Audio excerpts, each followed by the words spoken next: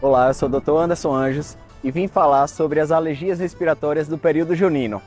Aqui no Nordeste, nós adoramos fogueiras e fogos, mas isso pode trazer um risco, gerar doenças respiratórias, principalmente em pacientes alérgicos. Para evitar complicações, mantenha-se longe da fumaça das fogueiras e dos fogos.